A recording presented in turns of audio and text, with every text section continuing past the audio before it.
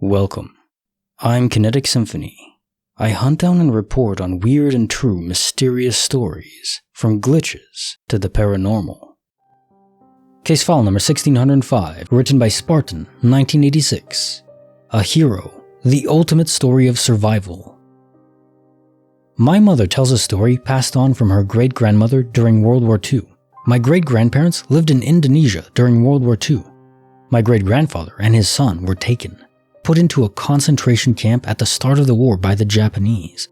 Apparently, my great-grandmother tells a story that during the night, a ghost of my great-grandfather appeared to her and told her the house was not safe. Unbeknownst to her, my great-grandfather had died a year earlier in the concentration camp. Freaked out by the ghost, she madly searched the house, trying to find out why the house was considered unsafe. She eventually found a communications radio hidden in a forgotten closet, the kind that had been banned by the Japanese. She quickly destroyed the radio and hid its remains. The very next day, the Japanese ransacked the house, searching for stowaways or illegal equipment. My great-grandmother, a non-religious woman, maintained to her death that the ghost saved her life. On a side note, and more of a story of pure luck, is one about the son of my great-grandfather. After having his dad beaten to death by the Japanese in front of him, he had more or less given up all hope of surviving his concentration camp. However, for strategic reasons, the Japanese decided to disband this current camp, and all the prisoners were released. My grandfather couldn't believe his luck, and despite his incredibly poor health, made his way back home. A few miles from reaching home, he was rounded up once again by the Japanese and placed in another concentration camp. At this stage, he was around 16 years old, and only by the virtue of his health, before the war, and young age, was he alive. A year later, the Japanese running the camp heard word that allies, who at the time were starting to win the war a mere 3 days away, panicked. The Japanese began to make plans to retreat from the camp the next day. However, the allies approaching them were not your usual allies. They happened to be the Gurkhas, an incredibly fit regiment that instead of resting for the night, marched on through. Instead of a 3-day march, arrived that very next morning. According to my grandfather, they pretty much beheaded any Japanese soldier they found, as he distinctly remembers walking over the bodies. The Gurkhas told him to run and go home, and that's exactly what he did. 30 or so years later, whilst reading Wary Dunlop's book, my grandfather learned that the Japanese had poisoned all the prisoners' meals they planned to give them that day, and only due to the fact that the Gurkhas arrived incredibly early did he survive. After the war, he went on to finish his entire high school of 6 years in 2 years, and then gain a degree to work for the United Nations all over the world, helping anyone in need. My grandpa is a personal hero to me. Oh wow, actually tearing up a bit after that one. Case file 1605.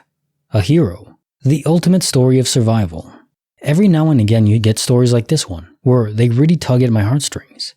If I decide to go into the story blind, reading it with you for the first time, there are times where I get tears in my eyes. It's hard to control. Because I try to infuse myself into the story from one perspective or another. There are stories like this that are just truly heroic, incredible, stuff of legends, indeed. And then you have that instance where your great-grandmother was saved by her great-grandfather, appearing to her as a ghost. I mean, that's what I would do if I have a loved one, a wife, and I passed away. It's that trope, I guess, of spirits not being able to move on. But yeah, how do you move on from that? You want to stick around until they pass and try to keep them safe. Mission accomplished. Bonus file, written by Anonymous. The House of Infinite Shadows. When I was a kid, probably 10 or 12, I was visiting my cousins in a nearby town.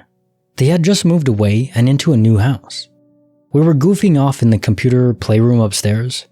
The oldest of the cousins was explaining to me and her sister that earlier, when she was passing her parents' bedroom to get downstairs, she had seen the silhouette of a man in what she said was a bowler hat.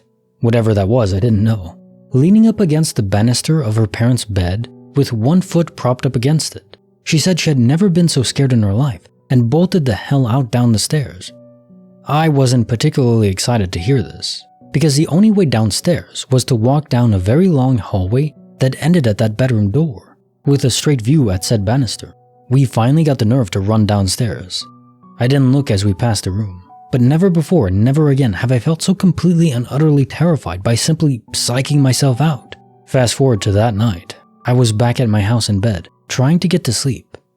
I used to put my clock radio on a 30-minute timer and listen to music while I drifted off. I would occasionally check the time out of habit and impatience in falling asleep. I kept getting a very uneasy feeling, kind of like I was being watched. I looked up from my bed to see a shadow person leaning back against my closet door, with one foot propped back against the door. I couldn't make anything out except that he was wearing a round, rimmed hat. What I later learned was a bowler, with his arms crossed. The feeling of sheer unbridled terror was indescribable. I closed my eyes and pretended not to see. I then floated a couple inches off my bed and a foot or so down the bed towards the figure before I landed hard on the bed again. With my feet and shins hanging over the foot of the bed, I froze in terror for a couple minutes before I had the balls to open my eyes again. He was gone, but the time on my clock showed that only a couple minutes had passed, and the same song was playing on the radio. It took even longer before I had the nerve to squirm back up to the head of the bed. I always just thought it was the most vivid nightmare I'd ever experienced, but now I'm not so sure, especially not since I googled shadow people. So thanks for that. In summary, a shadow person pulled me towards him off my bed, a good decade before I even knew about shadow people. I've since found out my mom has been seeing shadow people. She just described them as figures, darker than the darkness around them, all around it for years. Heads peeking out from around the wall on the stairs, figures standing in the hallway from the living room, or darting in and out of the rooms. She never told me about any of this until I moved out. The only rooms upstairs are my old room and my sister's room, and she's been sleeping on the couch downstairs since I first moved out years ago. The only exception to this was when she had friends over, but more often than not I'd find them all sleeping downstairs by the end of the night anyway. I need to talk to them and ask them exactly what it is they've seen. It's just that they don't really talk about it, since they still live there and all. Questions for the bonus file. The House of Infinite Shadows. I've been mulling this over in my head a little bit, and the question is, are shadow people just another variant of a ghost? Or are they souls that are trapped in between universes, stuck in limbo, from a quantum immortality event? We know that souls transfer over all the time between the multiverse ocean, but what if you get trapped in that ocean? Maybe you can try to pierce through, but just not quite. I suppose that is the most melancholic interpretation. Just how aware are they? To lighten the mood, here's a joke of the day. What did one plate say to the other plate? Tonight, dinner's on me. What will it be? Lobster, steak, mashed potatoes and gravy, tater tots, chicken nuggets? It's always a new mystery, but it is the most important question of the day. What will dinner be? Like the video, subscribe, hit the bell. Kinetic Symphony signing off.